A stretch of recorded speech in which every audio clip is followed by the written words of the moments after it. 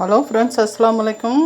Mutton biryani கொஞ்சம் செய்யலாம் பாருங்கள். அதுக்கு வேண்டிய பொருட்கள்லாம் எடுத்து வச்சுருக்கேன். பச்சை மிளகா, கொத்தமல்லி தழை, புதினா தழை, வெங்காயம், மட்டன், தக்காளி, இங்கெல்லாம் இஞ்சி பூண்டு பேஸ்ட்டு ஒன்று தேவையான பொருள் எல்லாம் எடுத்து வச்சுருக்கேன். ஒவ்வொன்றா நான் போட நான் காமிக்கிறேன். ஒரு குக்கர் அடுப்பில் வச்சுருக்கிறேன். கேஸ் ஆன் பண்ணி ஒரு குக்கர் நான் அடுப்பில் வச்சுருக்கிறேன். பாருங்கள், இப்போ குக்கர் காஞ்சிருச்சு. இப்போ அதுக்கு தேவையான அளவு ஆயில் சேர்த்திக்கலாம். நான் 100 ml ரீஃபண்ட் ஆயில் சேர்த்துறேன்.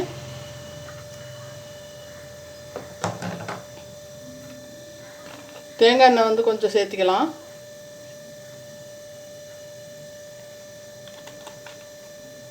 இது எண்ணெய் காயட்டும். கொஞ்சம்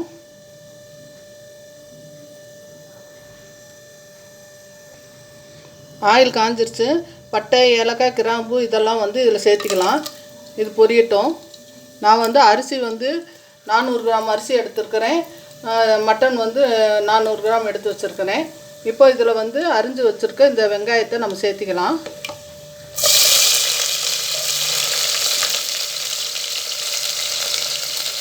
வெங்காயம் நல்லா பொன்னிறமாக வதங்குற வரைக்கும் நம்ம சேர்த்து வதக்கலாம் கொஞ்சம் நேரம்.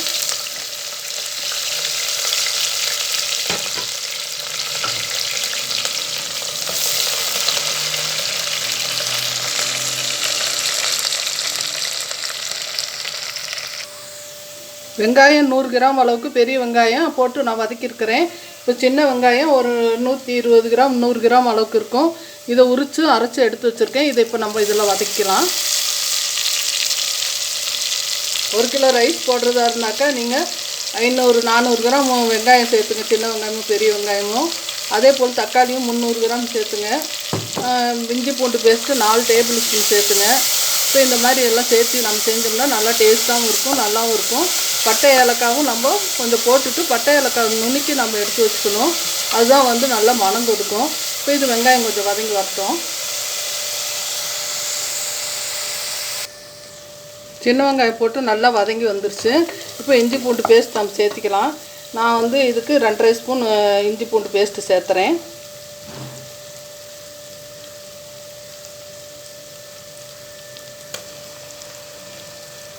ரெண்டு சமமாக அரைச்சி வச்சுருக்குறோம். அது வந்து 2.5 ஸ்பூன் நம்ம சேர்த்திக்கலாம். இதில் கொஞ்சம் உப்பு போட்டு அரைச்சிருக்கிறேன். உப்பு நம்ம போடும்போது பார்த்து செஞ்சுக்கணும். இப்போ இது கொஞ்சம் நேரம் வதங்கி வரட்டும். இஞ்சி பூண்டு பேஸ்ட்டு போட்டு நல்லா வதங்கி வந்துருச்சு. நல்லா மணம் வருது. இப்போ வந்து பச்சை மிளகா எடுத்து வச்சுருக்க பச்சை மிளகா நம்ம சேர்த்திக்கலாம். இல்லை 3 பச்சை மிளகா வச்சுருக்கிறேன். கம்பையிலையும் 1 இருக்குது, 2 இருந்துச்சு, போட்டுறேன். இப்போ இது கூட வந்து தக்காளி வந்து கொஞ்சம் பெரிய தக்காளி 2 தக்காளி அரிஞ்சு வச்சுருக்கேன். அதையும் போட்டுடலாம். போட்டுட்டு இது நல்லா வந்து தக்காளி வந்து ஜூஸியாக ஆகிற வரைக்கும் நல்லா வதக்கி கொடுக்கணும். அப்போ தான் வந்து பச்சை மணம் இல்லாமல் நல்லா இருக்கும். பிரியாணி வீடியோ நிறைய போட்டிருக்கேன். இருந்தாலும் கொஞ்சம் கொஞ்சமாக செய்யும்போது போட்டுக்கலாம் அப்படின்னு சொல்லிட்டு நான் போடுறேன். பாருங்கள், பார்க்காதவங்க பாருங்கள். கண்டிப்பாக பார்த்து இந்த மெத்தடில் செஞ்சு பாருங்கள். அவ்வளோ சூப்பராகவும் இருக்கும், ஈஸியாகவும் இருக்கும் நான் செய்கிறது. வந்து இது கொஞ்சம் நேரம் தக்காளி வதங்கி வரட்டும். தக்காளி அரை பக்குவத்துக்கு வதங்கி வந்துருச்சு. இப்போ நம்ம எடுத்து வச்சுருக்க இந்த மட்டன் பீஸ்களை நம்ம அதோடு சேர்த்திக்கலாம். எலும்போட கறி இருந்தால் தான் இது பிரியாணி நல்லாயிருக்கும். அதனால் இது வந்து எலும்போடு தான் இருக்குது. அதனால் வந்து பிரியாணி செஞ்சிடலான்னு செய்கிறேன். குழம்பு வச்சா 2 வேலை. அதனால நம்ம பிரியாணி செஞ்சிட்டோம்னா சாப்பிட்றதுக்கும் நல்லாயிருக்கும், வேலையும் ஈஸியாக இருக்கும். அப்படிங்கிறதுக்காக நான் இந்த பிரியாணி செஞ்சிட்ருக்கிறேன். இப்போ இது நல்லா வதங்கி வரட்டும். இதுக்கு தேவையான அளவு கொஞ்சம் உப்பு சேர்த்திக்கலாம்.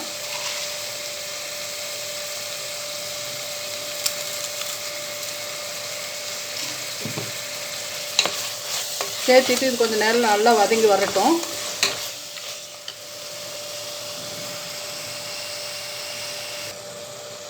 இப்போ நல்லா வதங்கி வந்திருக்கு. தக்காளியெல்லாம் இருக்கிற இடம் தெரியாமல் நல்லா வெந்துருச்சு. அது வெந்துகிட்டே இருக்கட்டும். அதுக்குள்ளே வந்து ஒரு தயிர் சட்னி செய்யலாம். அதுக்கு வெங்காயத்தை அரிஞ்சு வச்சுருக்கேன். பச்சை மிளகாய் 1, தக்காளி கொஞ்சம் விதையெல்லாம் எடுத்துட்டு தக்காளி போடுங்க. கொத்தமல்லி தழை கொஞ்சம், உப்புத்தூள் கொஞ்சம் போட்டிருக்கிறேன். அதுக்கு மேலே கொஞ்சம் லெமன் சாறு ஊற்றலாம்.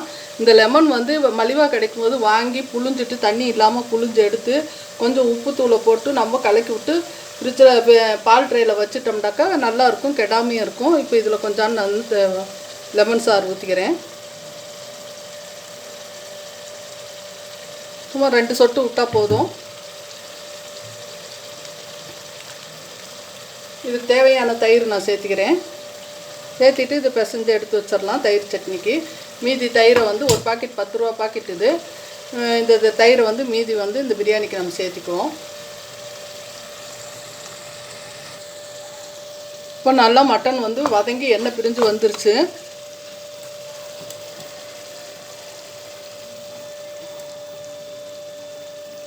இப்போ அதுக்கு தேவையான அளவுக்கு நம்ம பட்டை, ஏலக்காய், கிராம்பு நுணுக்கி வச்சு இந்த பிரியாணி பொடியை நம்ம இதில் சேர்த்திடலாம். 1/4 டீஸ்பூன் கொஞ்சம் எக்ஸ்ட்ரா சேர்த்துறேன். மிளகாத்தூள் வந்து 1.5 ஸ்பூன் சேர்த்திருக்கிறேன். மஞ்சத்தூள் கொஞ்சம் சேர்த்திக்கலாம். கொத்தமல்லி தூள் போட விருப்பம் இருக்கிறவங்க போட்டுக்கோங்க. நான் போட மாட்டேன், சில சமயம் போடுவேன், இப்போ போடலை. இது நல்லா வதங்கி வரட்டும். மிளகாத்தூள் பச்சை மணம் போகட்டும். கொஞ்சம் கொத்தமல்லி தழை இதில் சேர்த்திக்குவோம்.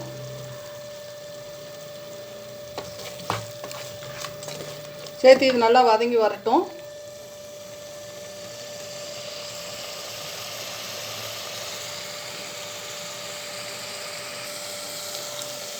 இதில் இருக்கிற இது என்ன தண்ணி பதமாக இருந்த தக்காளி எல்லாம் நல்லா இதாகிடுச்சு, ட்ரை ஆகிடுச்சு. இப்போது மிளகாத்தூள் போட்டு அது நல்லா வதங்கி வந்துருச்சு. இஞ்சி பூண்டு பேஸ்ட்டு மணமும் நல்லா இருக்குது. இப்போது பச்சை மணம் இல்லை. இப்போ வந்து நம்ம 1க்கு 1.25 அளவுக்கு தண்ணி எடுத்துக்கணும். ஒரு கப்பு அரிசி எடுக்கிறீங்கன்னா 1.25 அளவுக்கு தண்ணி எடுத்துக்கலாம். அது தனியாக அளந்து எடுத்து வச்சிடலாம். அதில் கொஞ்சம் தண்ணி இதில் ஊற்றிட்டு இந்த குக்கரை மூடி போட்டு ஒரு 3 விசிலோ விட்டு நம்ம எடுத்துக்கிட்டு அப்புறமேல் ரைஸ் போடலாம்.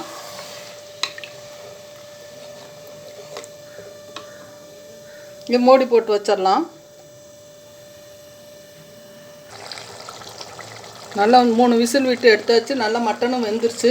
இப்போ அதுக்கு நம்ம தயிர் சேர்த்திக்கலாம். 3/4 பாக்கெட் தயிர் நான் இதுக்கு சேர்த்துறேன்.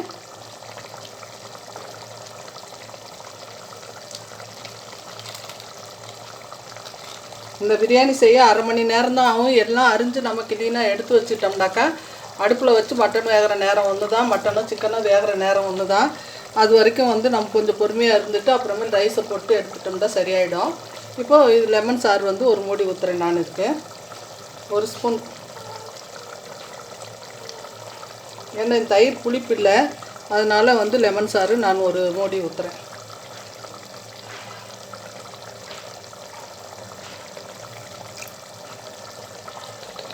ஊற்றிட்டு இது நல்லா கலந்து கொடுத்துட்டு அது கொஞ்சம் நேரம் கொதித்து வரட்டும்.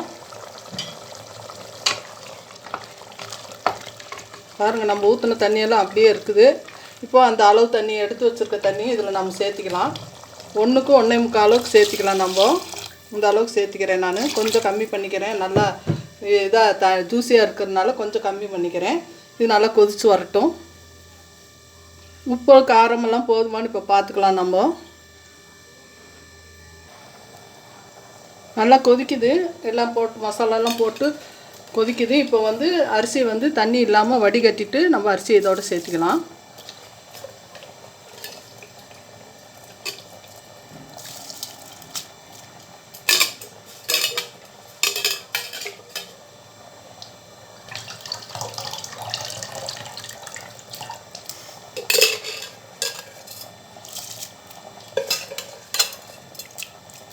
அரிசியை சேர்த்தியாச்சு. இப்போ நம்ம கொத்தமல்லி புதினா தலையும் இதையும் கொஞ்சம் மேலே தூவிக்கலாம். நம்ம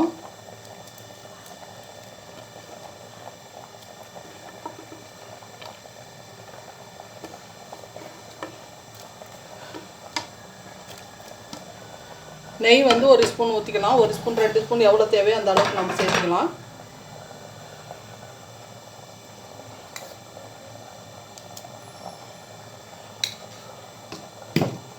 உப்பு கொஞ்சம் பத்தாமல் இருந்துச்சு, உப்பு கொஞ்சம் சேர்த்துக்கிட்டேன் நான். இது நல்லா கலந்து கொடுத்துட்டு ஒரு நல்லா 2 கொதி வந்த பிறகு மூடியை போட்டு ஒரு விசில் விட்டு நம்ம எடுத்துருவோம்.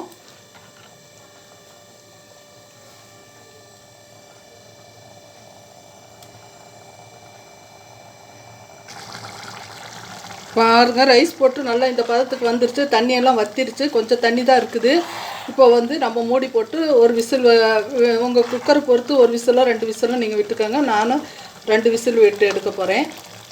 3/4 பதத்துக்கு வெந்துருச்சு ரைஸு. பாருங்கள், இந்த அளவுக்கு வெந்து வந்துருச்சு. இன்னும் கொஞ்சம் நேரம் தம்மில் இருந்துச்சுன்னா சரியாயிடும். மூடி போட்டு வைக்கலாம்.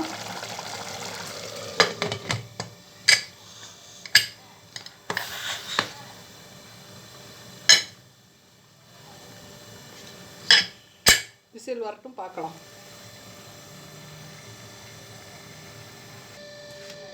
சாப்பாடு 2 விசில் வந்துருச்சு. இப்போ எடுத்துடலாம். பாருங்கள் எவ்வளோ சூப்பராக வந்திருக்குது. கொஞ்சம் கூட குலையில, சாப்பாடு நல்லா வந்திருக்குது. பாருங்கள் எவ்வளோ உதிரி உதிரியாக இருக்குது. நான் ஒரு தட்டில் மாற்றிட்டு நான் காமிக்கிறேன். கலர் எதுவுமே போடல. கொஞ்சம் காஷ்மீரி மிளகாவும் மிளகாத்தூளும் தான் போட்டிருக்கேன். வேறு எதுவும் கலர் சேர்த்தலை நான். சாப்பாடு பாருங்கள் எவ்வளோ கலர்ஃபுல்லாக இருக்குது, எவ்வளோ நல்லா இருக்குது. இதை எடுத்து வச்சுட்டு நான் காமிக்கிறேன். பாருங்கள் பிரியாணி எவ்வளோ நல்லா இவ்வளோ அழகாக வந்திருக்குது. நீங்களும் இதே மாதிரி செய்து பாருங்கள். லைக் பண்ணுங்கள், ஷேர் பண்ணுங்கள், கமெண்ட் பண்ணுங்கள், சப்ஸ்கிரைப் பண்ணுங்கள். அஸ்ஸலாமு அலைக்கும் வரஹ்மத்துல்லாஹி வரகாத்துக்கு. அஸ்ஸலாமு அலைக்கும். எனக்கு நிறைய பேர் வந்து சப்ஸ்கிரைப் பண்ணியிருக்கீங்க. அவங்களுக்கெல்லாம் ரொம்ப ரொம்ப நன்றி. மீண்டும் என்னுடைய சேனலை வந்து நல்ல இது எல்லாருமே பாருங்கள், கண்டிப்பாக பாருங்கள். கட் பண்ணாதீங்க பாதியிலேயே. கொஞ்சம் பார்த்துட்டு அப்புறம் கட் பண்ண வேணாம். தயவுசெய்து முழுமையாக பாருங்கள். அப்போ தான் எனக்கும் நல்லதும் உங்களுக்கும் புரியும். லைக் பண்ணுங்கள். அஸ்ஸலாமு அலைக்கும் வரஹ்மத்துல்லாஹி வரகாத்துக்கு. அஸ்ஸலாமு அலைக்கும். பிரியாணி எப்படி இருக்குது பாருங்கள்.